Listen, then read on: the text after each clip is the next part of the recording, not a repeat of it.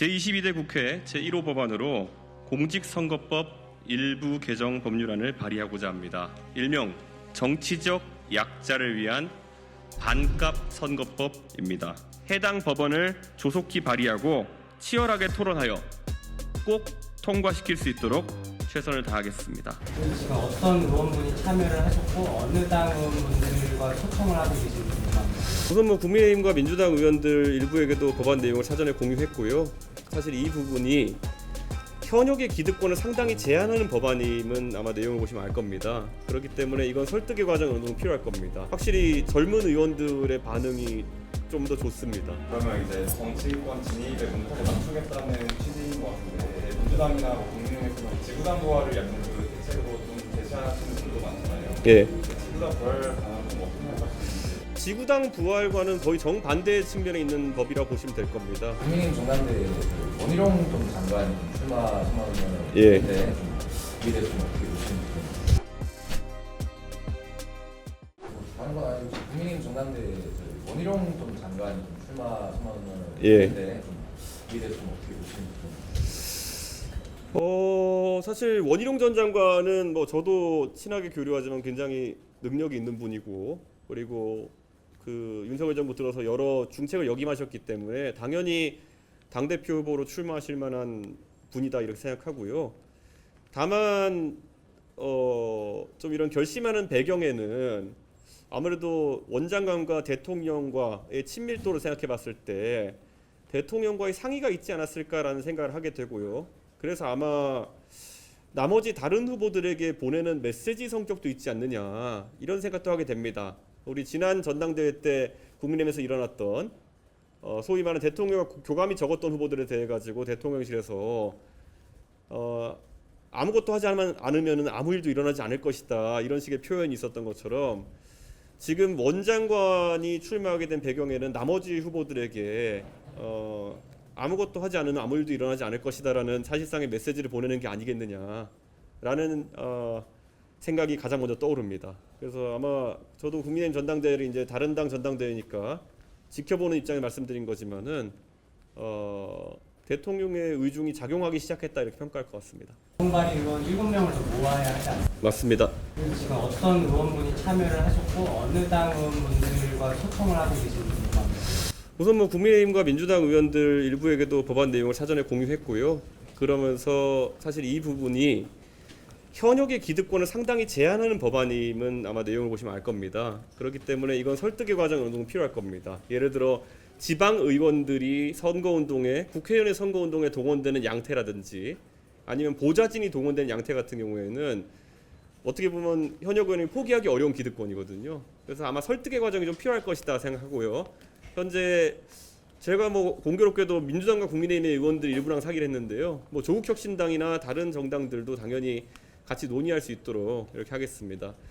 보통 공직선거법을 다루게 되면요, 우리가 과거 연동형 비례제에 대한 논의처럼 알 수 있듯이 그 선출 방식 자체에 대한 논의만 이루어지는 경우가 있었는데 저는 그 부분이 정당 간 이해관계가 가장 복잡할 수 있는 부분이므로 이번에 그 부분은 배제하고 캠페인하는 방법에 있어가지고 시대상에 맞게 변화를 가져오자는 취지로 이번에 이런 법안을 발의하게 되었습니다. 예. 지금 그리고 확실히 젊은 의원들의 반응이 좀 더 좋습니다. 예. 아무래도 이 개정선거법에서 반영하고자 하는 SNS 선거운동이라든지 아니면은 직계 좀비 속의 선거운동을 제한한다든지 이런 부분은 아무래도 젊은 후보자들에게 다소 유리할 수 있는 규정이기 때문에 그런 반응 좀 있는 것 같습니다. 예. 또 질문 있으신가요? 교수님 이게 근데 그러면 이제 정치권 진입의 문턱을 낮추겠다는 취지인 것 같은데 예.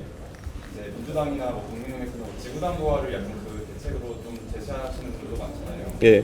지구당 부활 방안 좀 어떻게 생각하시는지. 지구당 부활과는 거의 정반대 측면에 있는 법이라고 보시면 될 겁니다. 지구당 부활이라는 거는 결국 사무실에 설치하고 오프라인 공간을 마련하고 오프라인에서 어떻게 선거운동 하는 부분에 대해 가지고 강조하는 법이라면은 저희 법안의 세부 내용을 보면은 이런 부분도 있습니다. 이번 선거에서 본투표와 관외 사전투표의 성향이 굉장히 다르게 나타난 지역들이 많습니다. 그건 아무래도 젊은 유권자일수록 아무래도 거주지와 뭐 학교나 아니면 군대 등의 이유로 거주지와 실제 주민등록지가 일치하지 않는 경우가 많기 때문이거든요. 근데 그런 경우에는 종이로 작성된 공고물 같은 것들이 전달되는데 한계가 있기 때문에 저희가 그런 부분을 전자 공고물 형태로 발송할 수 있게 하는 부분도 저희가 내용을 담았고요. 뭐 이런 부분 같은 경우에는 활성화된다면은 젊은 유권자들에게 접근하고자 하는 젊은 후보들이 많이 혜택을 입을 것으로 이렇게 보입니다. 그리고 무엇보다도 비용 감소의 측면이 굉장히 클 것 같습니다. 지금 보면은 유세차 같은 경우에도 지금은 업체 간의 사실상의 담합 때문에 한번 뽑으려면 한 2,500만 원에서 2,700만 원 정도의 비용이 드는 상황인데 아주 동일한 스펙을 아파트 분양 홍보에 사용하게 되면 그것의 반의 반값도 안 하는 경우 많습니다. 근데 이런 게 거대 정당 후보들 같은 경우에는 나중에 선거비 보전이 된다는 이유로 사실상의 담합 상태가 지속되고 있는 것인데 저희 개혁신당 같이 새롭게 태동하는 정당이나 아니면 좀 더 당세가 약한 정당 입장에서는 이런 부분에 대한 비용 부담을 줄이는 것이 상당히 의미가 있을 것이다 이렇게 생각하고 용기 있게 더 많은 젊은 사람들이 정치에 참여하기를 희망합니다. 예. 또 질문 있으신가요? 예. 이제 법안을 보면은 그 개인 후보자 개인의 예산이 좀 줄어드는 것 같은데 예. 선관위가 선거 홍보 위탁 업무가 증가하는 것으로 보이고 예. 선관위 차원의 비용이 부담이 좀 증가하는 것으로 보이는데 네. 이 부분에 대해서 좀 선관위 역할 확장을 좀 얘기하시는 거예요.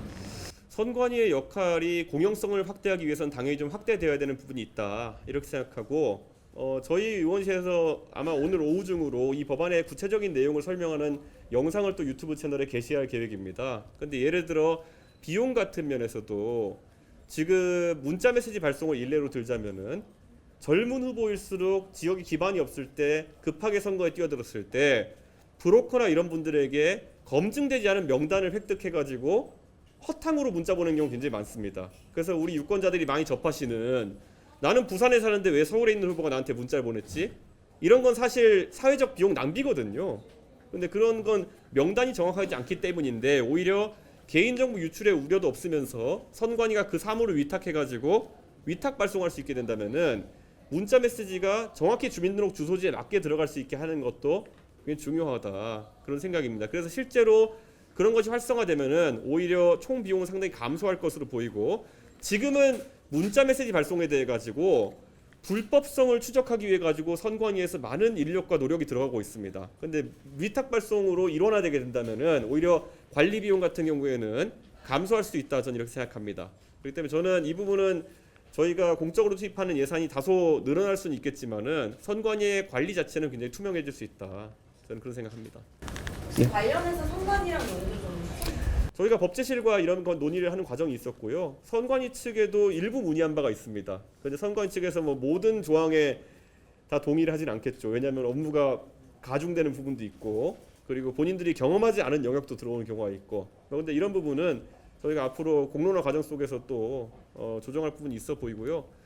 또 눈에 띄는 거는 사실 지금 언론인들 앞에 놓고 이제 질의응답을 하고 있기 때문에 지금까지는 유권자들이 많이 질문해왔던 것이 사실 유권자에게 타겟팅한 맞춤 광고 SNS에 요즘 보면은 유튜브도 그렇고 페이스북도 그렇고 인스타그램도 그렇고 연령대와 지역에 맞는 맞춤 광고를 내보낼 수 있는 타겟팅 광고 시스템이 있는데 이것을 지금 공직선거법상으로는 활용하지 못하게 되어 있습니다. 그래서 인터넷 언론사 홈페이지나 포탈에만 지금 광고를 게시할 수 있도록 되어 있는데요.